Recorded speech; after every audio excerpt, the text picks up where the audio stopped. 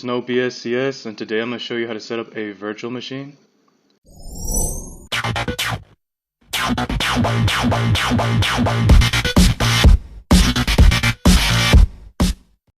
What you want to do is go to Google and type in VirtualBox and then click on the top link.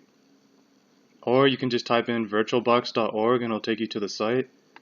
Now when you're on the website, what you want to do is find the current operating system that you're wanting to install the virtual machine onto.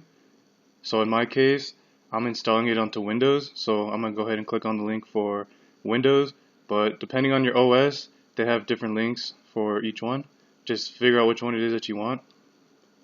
So once you click on this link, it's going to start the download for a VirtualBox, and once the download completes, then what you want to do is go ahead and open that file and run through the setup. I'm not going to cover the setup because the setup is pretty self-explanatory. Once you have everything set up, you want to launch your virtual machine. And as you can see here, I already have 2 virtual machines that have been created. So in order to create virtual machines, you need to make sure that you have the .iso files of whatever operating system it is that you want to install into your virtual machine. So for example, we can go to ubuntu.com. We could go ahead and download the ISO file for my particular machine. And once you already have the ISO file, keep note of wherever it is that you have this file at, because you're going to need that when you're setting up your virtual machine. And I'm not going to go through the whole steps of downloading it, but I just wanted to show you as an example. So within your virtual machine, what you want to do is click on this new button. And once you click on the new button, it's going to pop up with a little window, and this will guide you through creating your virtual machine.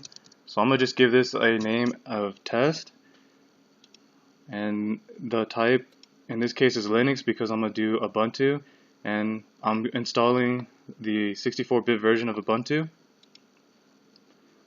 On this next window right here is the memory size, which is just your RAM. This is going to be different depending on everyone's machine. I don't really recommend allocating a lot of RAM for your virtual machine if your computer can't handle it.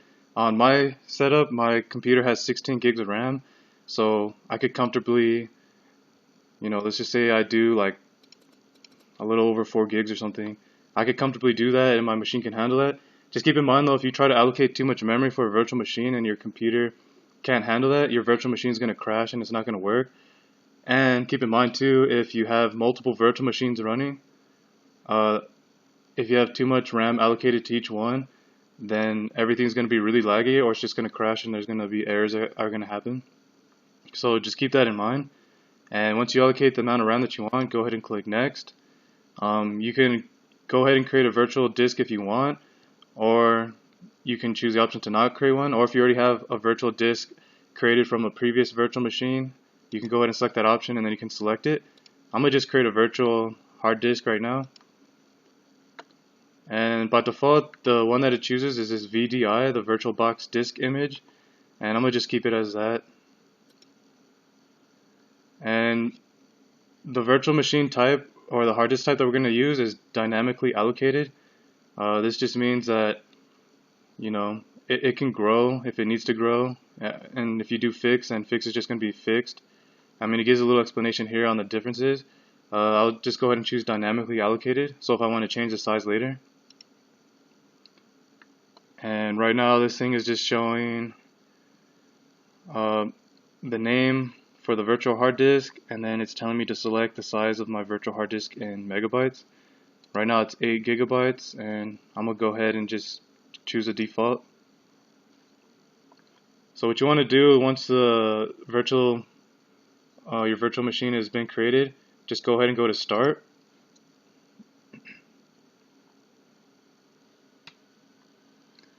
And you want to choose the ISO for wherever your virtual machines are at. I have all mine in a folder called Virtual Machine Images. So wherever you downloaded your Ubuntu ISO file, that's where you want to navigate to, and then you want to just choose that file. And then you want to start.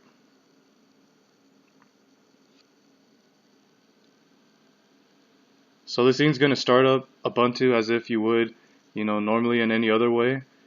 But one thing you want to keep in mind once everything is started is that you actually want to install this virtual or the operating system in the virtual machine, and I'll show you right now once everything starts.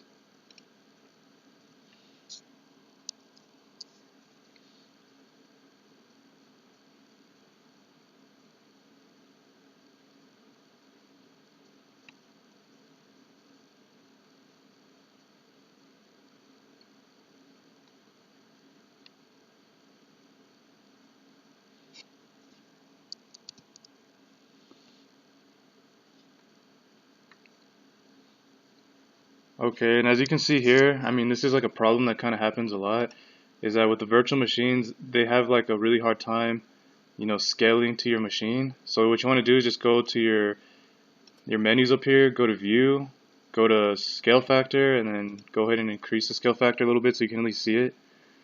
And what you want to do here is to actually get everything to like work, normally as if you installed it onto your hard drive.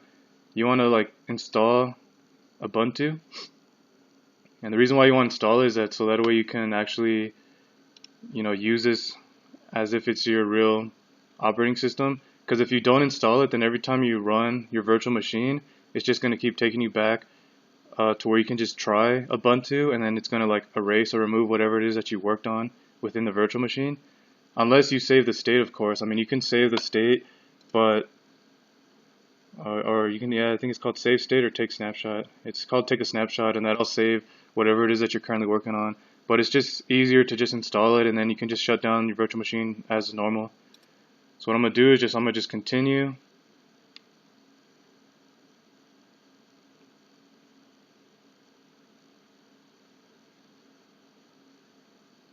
And then just install everything as if normal, just the default settings that it chooses.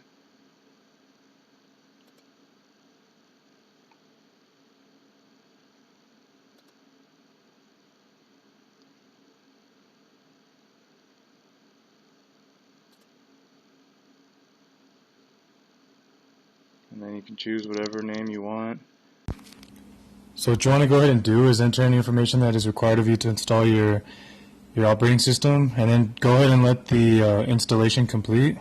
And depending on whatever it is that you're installing, it'll tell you to restart or do whatever it is that you need to do. But in this case, for Ubuntu, once it's done installing everything, it's going to tell you to restart your machine. And we should be seeing that dialog coming up here pretty soon. Once you restart your machine, you're going to notice that when everything starts up that your display might be a little small. So what you want to do is you want to navigate to the menu labeled devices, and this is within your VirtualBox window, the window that's running the actual operating system.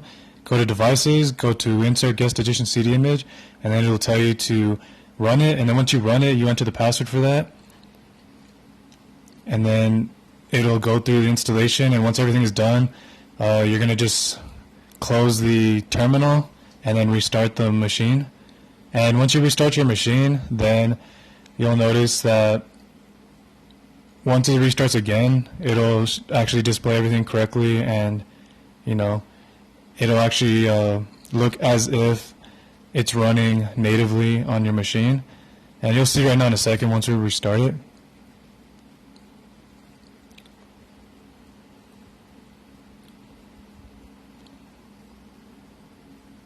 So as you can see here, it actually does render a lot better than it did before. And to actually get rid of the menus and all that stuff, and to actually go full screen, what you want to do is press the host key along with F at the same time. And the host key is the rightmost control button on your keyboard.